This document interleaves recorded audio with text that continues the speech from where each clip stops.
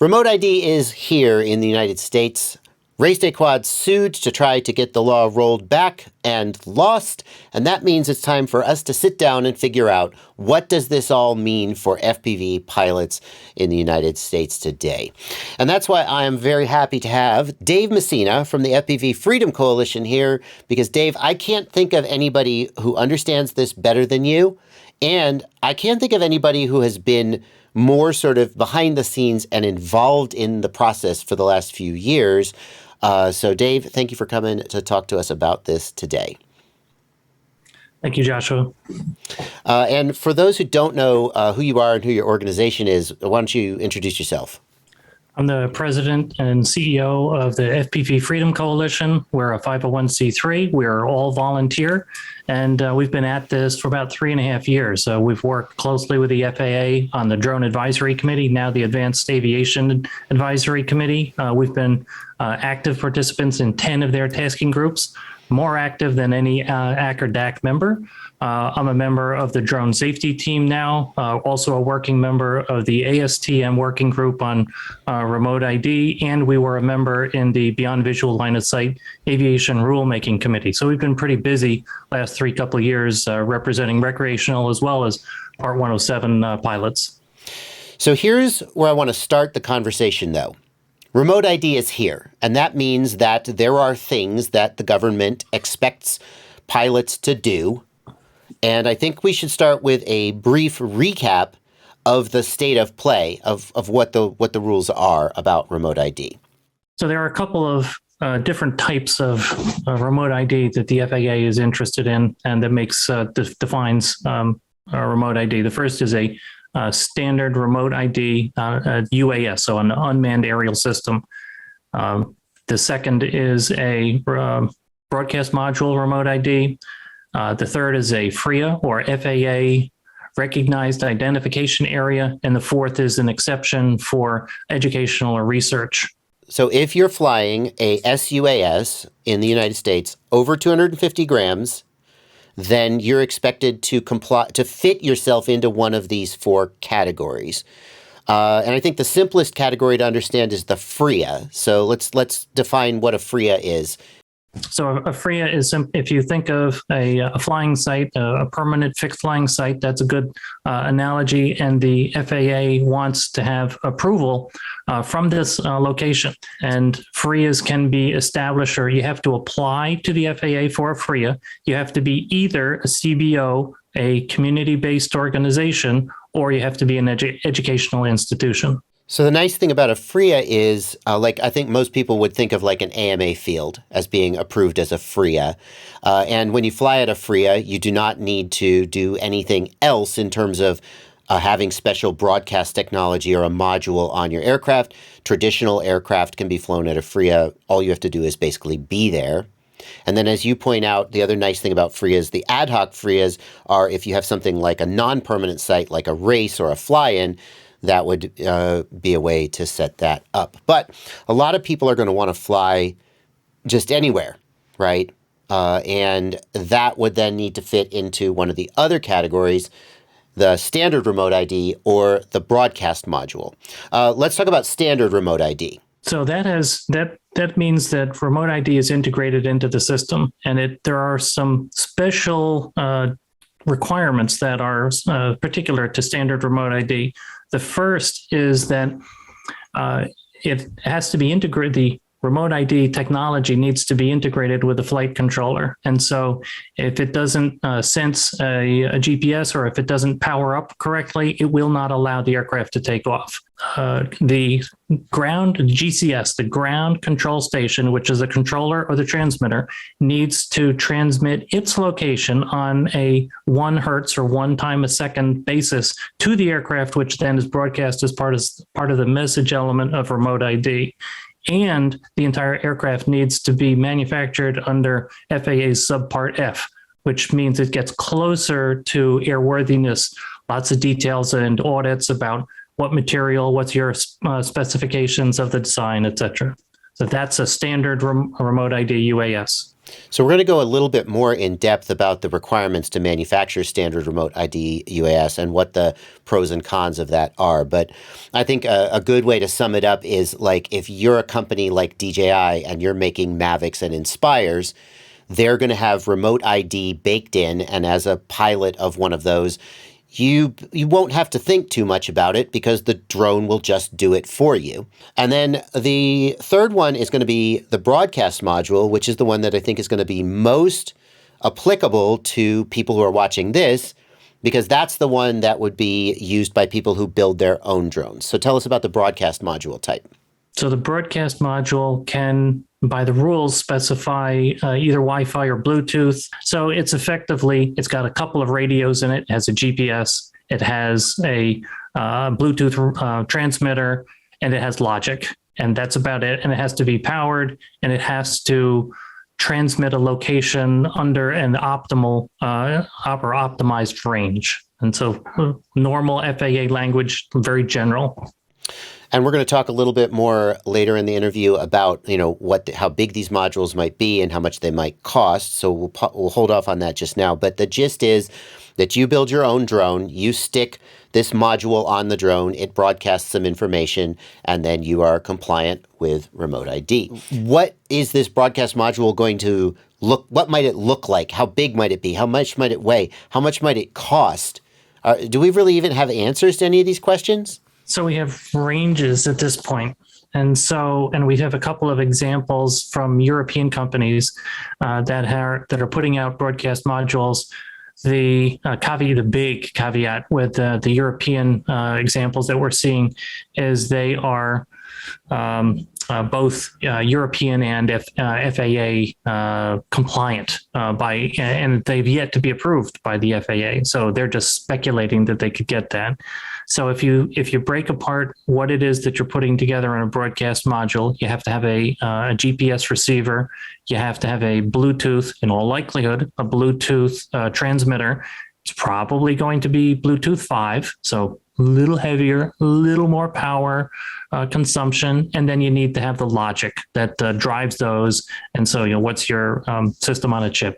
So those are the building block components, and then you need antennas and power, et cetera. And so, what all is that going to cost? So the FAA estimated that this would be $50. And it's like, yeah, none of us bought in on that. And so, is it $200? Is it $150? That seems like a lot of money for a GPS receiver and a little SoC. Really? Well, if you look at the individual components, and then you'd say, okay, what's the bill of material cost on this? And you'd say, okay, yeah, that looks like about this number.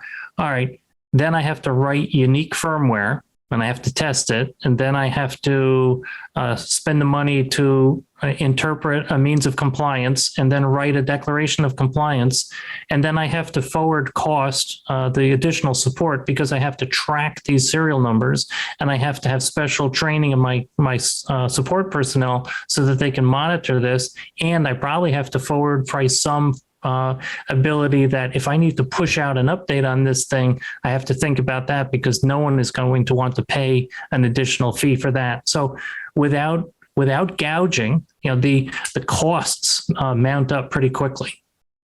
Now, will I be able to move that module between my aircraft, or will I need one per aircraft? Yes for recreational and no for Part 107. So yes on recreational, you can move it aircraft to aircraft. Part 107, you need a dedicated module for each aircraft. So what you're telling me is that if I get a new iFlight plug and play to review, then I need to have a dedicated $200 or $150 remote ID module to put on that before I fly it?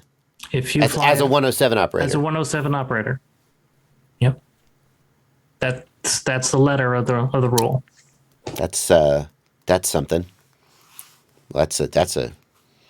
I mean, if you're talking about somebody like a Paul Nurkala or a Tommy Tabahia or a Alex Vanover, and they've got their Cinelifters that they fly for Michael Bay or whatever. Makes maybe a ton they got of sense. 5 of them. Right. They just put a $200 module on their $5,000 drone. It doesn't make a big deal. Right. If you're a real estate agent with a 3.5-inch Cinewhoop, putting a $200 module on every single one of those, that's a big deal. It's a burden. It's a material percentage of the total cost of the whole operation. Well, and especially somebody like me who flies a drone, I'm going to review it, and then I'm maybe never going to fly it again. I have to buy a new. Can I transfer the registration between drones? Yes. So that's something. Yep. Okay. Well, that's too bad.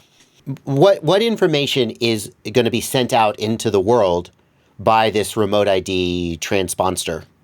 Whatever it is. I'll probably forget some of the individual pieces, but it's your lat/lon location, it's your speed, it's an identifier, so either a session ID or your registration number. The location of the pilot is one of the things? Location of the pilot. And so with a broadcast module, that's your takeoff location, and that becomes then static throughout the flight. And the broadcast is happening from takeoff to from power up to landing.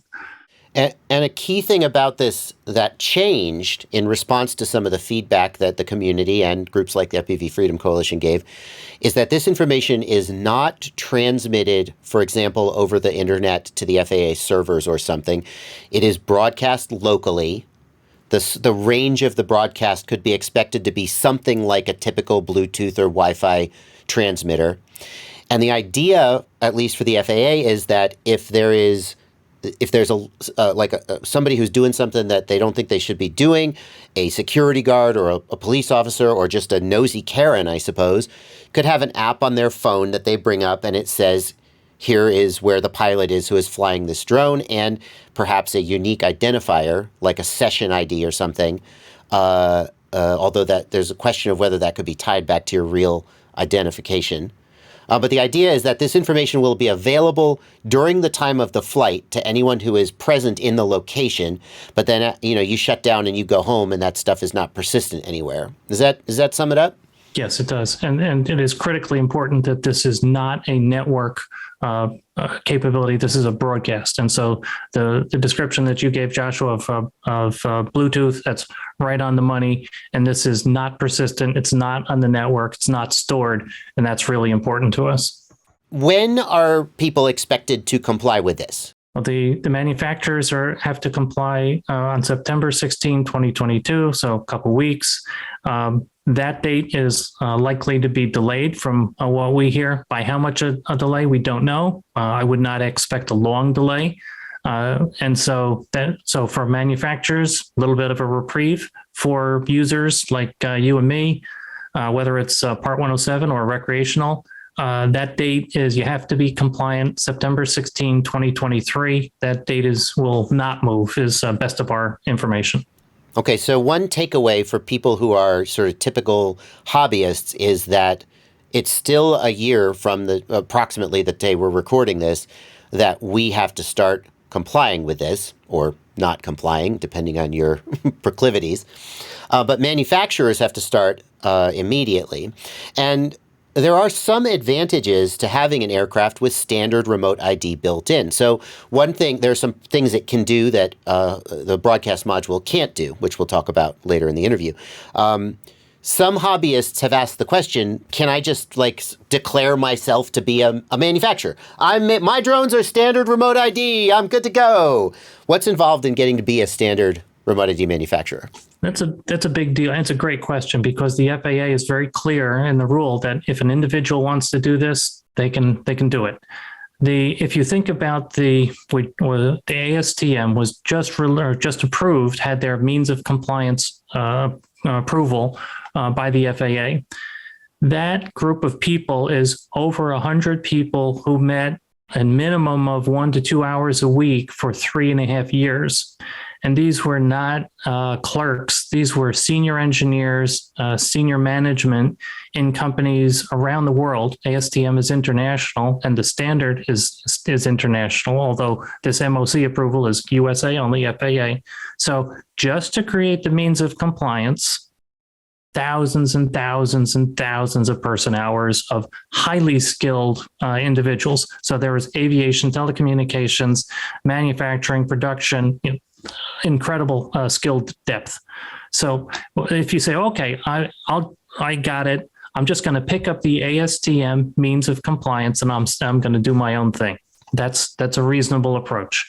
Now what you have to do is create a declaration of compliance, which means that you have to go through and understand the several 100-page means of compliance document, do the testing yourself, prepare the output of the testing and the reporting, and then provide that for approval to the FAA. So the takeaway for this is that an individual is essentially not going to be a standard manufacturer. And even a company like an FPV company like an iFlight or a Diatone or maybe even a Catalyst Machine Works is probably not going to be able or find it economically feasible to jump through those hoops. But somebody like a DJI, like a Teal Drones and so forth, perhaps would. So we're going to be flying probably under the self-built broadcast module or FRIA rules, unless we're flying a drone like a DJI drone, something like that. Is that accurate? Yes. The home built is the phrase you want to search for in the rule. So home built plus a remote ID broadcast module. That's my judgment as to what most of us will be using. What about people who ask, can TBS like put remote ID into Crossfire?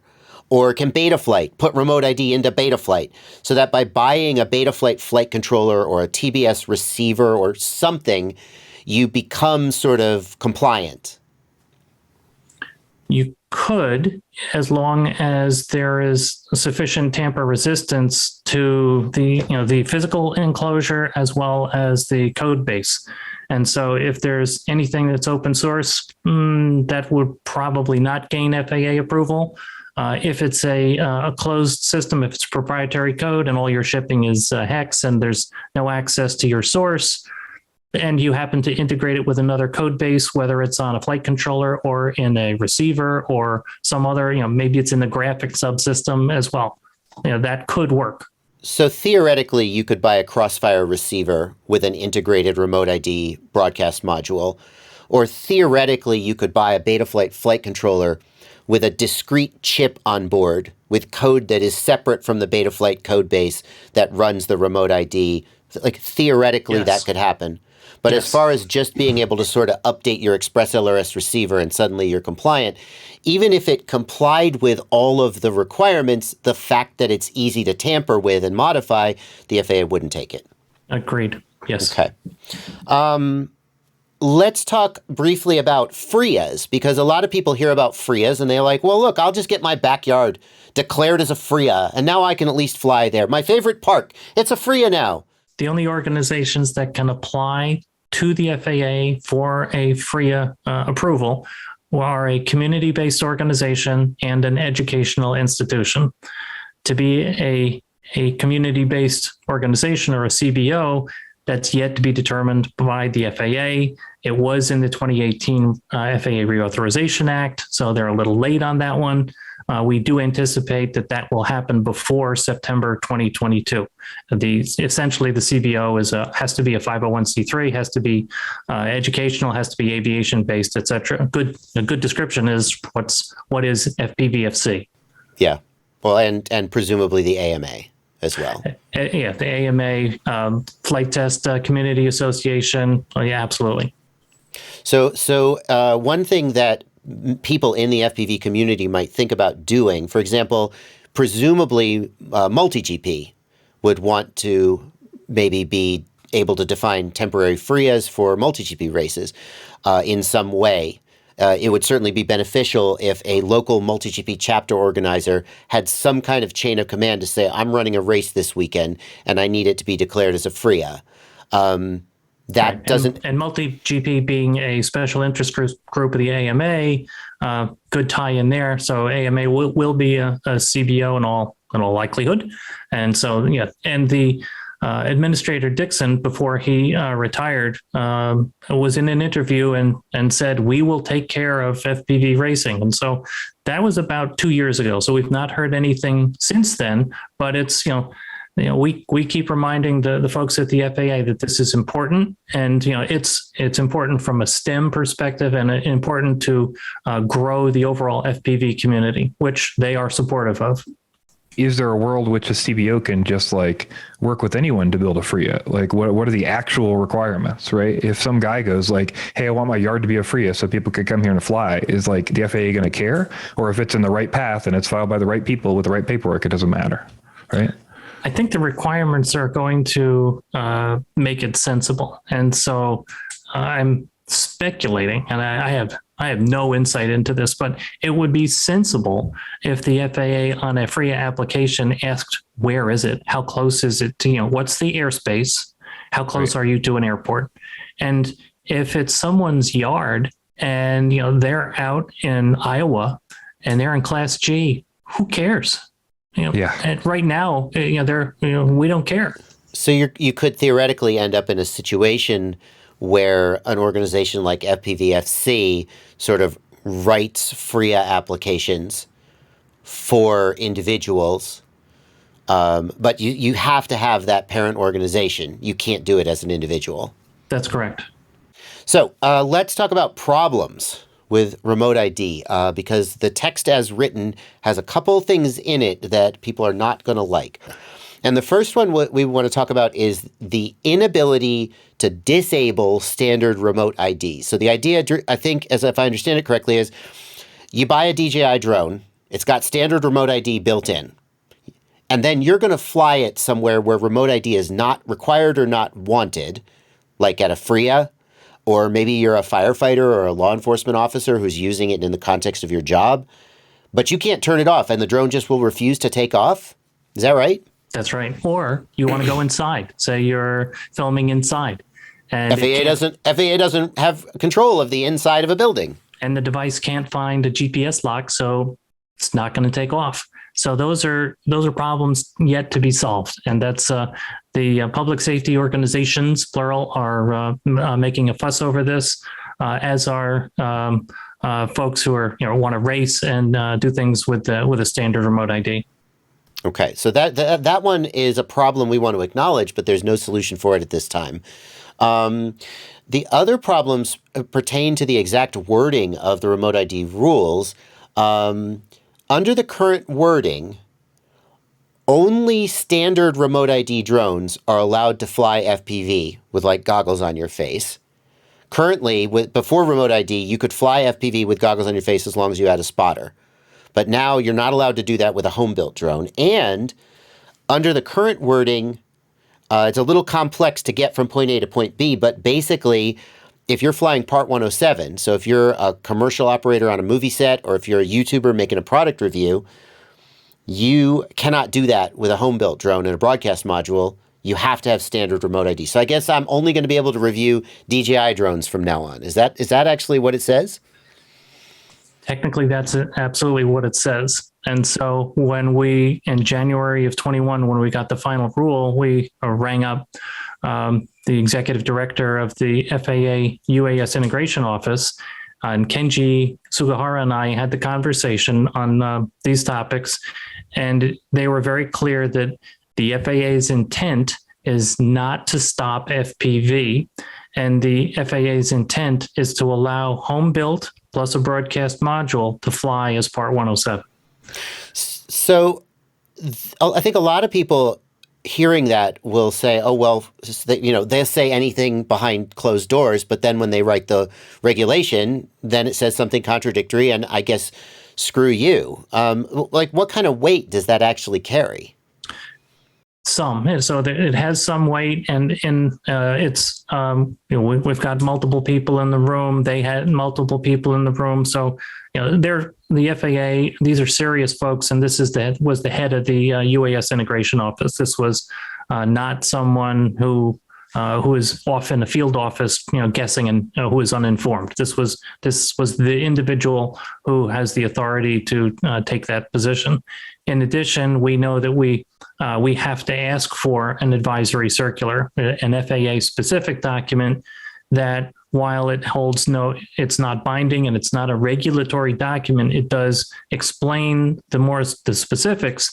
And in both of these instances, FPV is legit. If you look at the regulations, the Part 107 and the 44809, the recreational exception, FPV is stated as with a visual observer, you're good to go. And home built plus a module, we know that we need to ask for an advisory circular for that as well. So I think that one of the things that people don't have context on is the difference between a regulatory body and a legislative or a law. That, and Blunty, you've talked about how your experience in cannabis mirrors this, that when you have regulations, you talk to the people who are enforcing the regulations, and there's a lot of sort of gray areas and give and take where maybe the strict wording isn't actually what the standard that they hold you to. Is that right? Sure. Yeah. I mean, I was saying earlier, basically, that just my experience has been, at least in cannabis regulation, which is local and state, the words on the paper are what was written and agreed upon by a group of people and then signed into the rulemaking, but it's not necessarily what they're going to enforce. And so you have to look at the difference, at least in my experience, it's been the difference between the written law and the enforced law and how they decide to enforce it. There's a certain amount of people, inspectors or workers or whoever, that are going to have the ability to enforce. There's a certain method for enforcement. There's a certain amount of stuff they're going to feel is necessary to enforce, right? All that takes money and time and effort. And I imagine in many cases, as we've seen in the past, at least, they're not like out at random fields busting people who are breaking the law currently.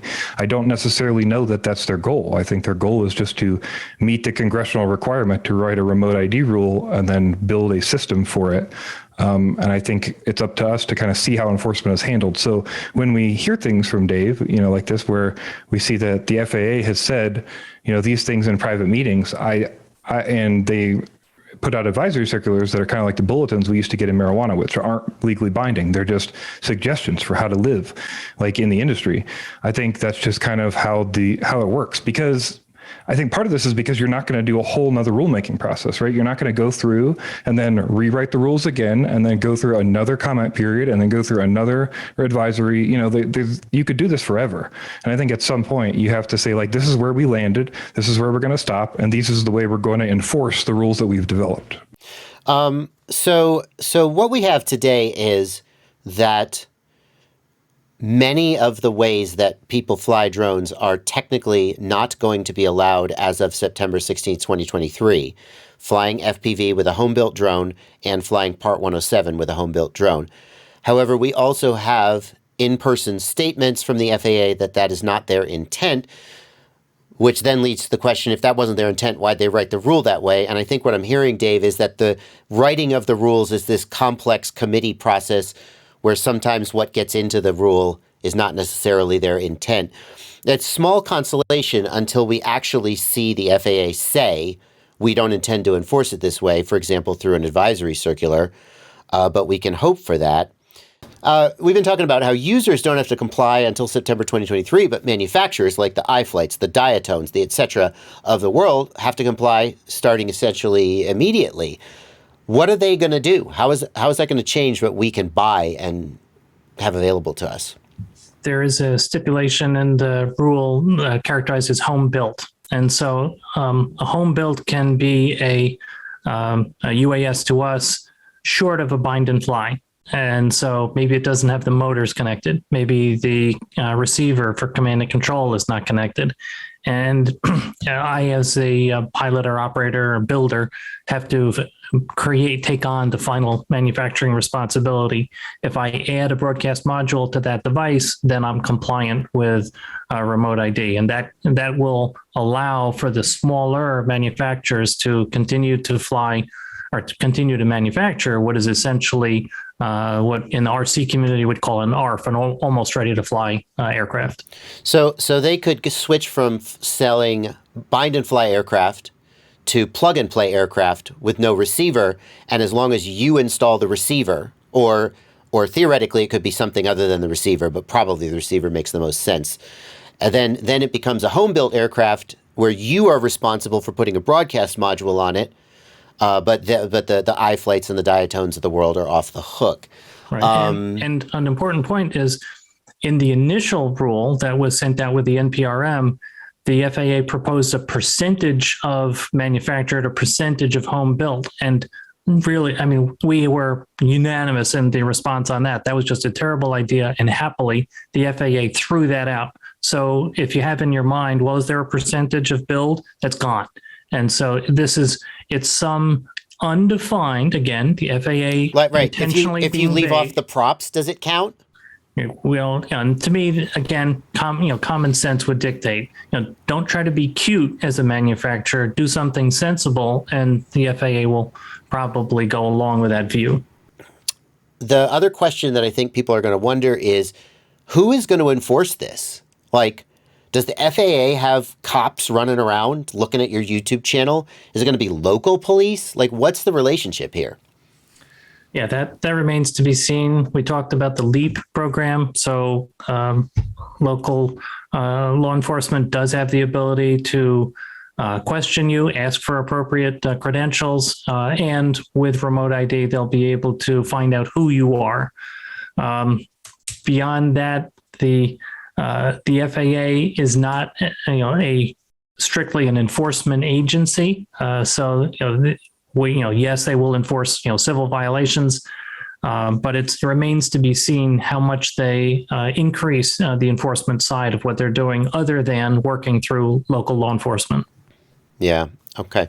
So local law enforcement can't directly enforce a federal regulation, but what they can do is collect evidence and pass it to the FAA for enforcement action.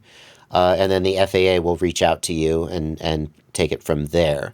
Yeah, and a good example of that is there are 8 or 9 things you need to be doing if you're flying recreationally. Oh, so it's a pretty simple list. It's not hard to comply, but you fail on IQ check if you don't comply. And we've got a list on our homepage of fpvfc.org.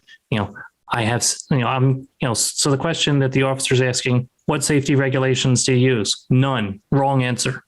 Can I see your trust card, which is a mindlessly easy thing to do? It's free and it takes a couple of minutes. If I didn't do it, wrong answer. And so now you've started an infraction with the FAA. So easy stuff that please just do it if you're flying recreational. Here it is on my phone. Here are the safety guidelines. Here's my trust certification. Okay. Done. Check. Yeah. And then there are, as I say, there are about 8 check boxes. Where are you flying in, what's the airspace that you're flying? You really should be aware of where you're flying safe, flying under 400 feet, not over people, things that are largely common sense. All right. And that's on the FPV Freedom Coalition website, which again is linked down below. I have one more overarching question, which is just that, all the comment period and everything we saw basically got us pushed away from the internet-based system. We didn't get that. We got what we expected, which was a broadcast local system. Is there any world in which we'll see another version of remote ID push forward? Like, is the FAA done? Like, is this? That's a terrific question. Are we going to see like internet-based UTMs? And yes. How was? Okay, and so virtually every enterprise that is involved in UTM, so every manned aircraft, all of the phone, all the telecom companies, they're all at the table with NASA pushing for network remote ID to be reinstituted and made part of UTM. Absolutely. Okay. And that's UTM is unmanned traffic management for anybody who doesn't know. So basically there's systems that would track our drones over the internet. And it looks like the way from what you showed me, it's laid out is it's multiple groups. It's not even one central like UTM system, right? It's a federation of companies that have been contracted by the FAA that have to interoperate across the United States. And this includes AAM, advanced air mobility. So we think of air taxis. So not just small UAS, but heavy lifters and people and cargo lifters as well. Well, it sounds like the reprieve that we got. Originally remote ID had network-based requirement where your drone would have to have internet connectivity basically, or it wouldn't take off. And that was essentially going to be the end of hobby drones, it seemed to me. And then we pushed back hard. The public comments and groups like the FPV Freedom Coalition pushed back and got that requirement removed. And now we have broadcast-based remote ID. But it sounds like that reprieve was only temporary, is what you're saying, and the fight continues. I'm hopeful that we can contain only broadcast in extended BV loss. And so the next iteration of Part 107 that adds some level of beyond visual line of sight, that we can maintain that plus recreational as having the ability for just broadcast is a very sensible request in my view. So carve out a niche basically is the goal, right? Like carve out a space for us to live so that as the regulations build up around us, we still live inside of this bubble we've built to live away from the regulations that, we can do the shielded operations, we can do the other pieces without maybe having to join the UTMs. And that says you won't be able to fly above 500 feet and you won't be able to fly 25 miles out. Yeah. You know what? Okay with that. The picture that is building in my mind as we talk about, the remote ID rulemaking process started, and a lot of people in FPV went, "Oh crap! They finally noticed us." And then I at least perceived it as a fight that we could win or lose. But I'm seeing that it is an ongoing conversation that is happening. In a room somewhere are all these people from the FAA, from Department of Homeland Security, from the Amazons and the Walmarts of the world, and they're having a big conversation about how these rules will look. And that conversation is going to keep happening, whether we're there or not. Right. And it's never over. We have to just keep applying pressure. And our method of being collaborative has really paid off, because we now have people in the manned aviation organizations and the manufacturers who we can call on, and they'll say, you might want to approach this problem with the FAA a little differently. We did this over the last 30 years this way. And so the fact that the phone is answered is a big deal. And it's because we've done this professionally and collaboratively and not tried to attack the FAA. Well, Dave, I'm glad that someone from the FPV community is there in the room participating in that conversation. And thank you for coming out here to keep us up to date. And we will keep in touch as we go forward towards September 2023 and see how this all plays out. Absolutely. Thank you.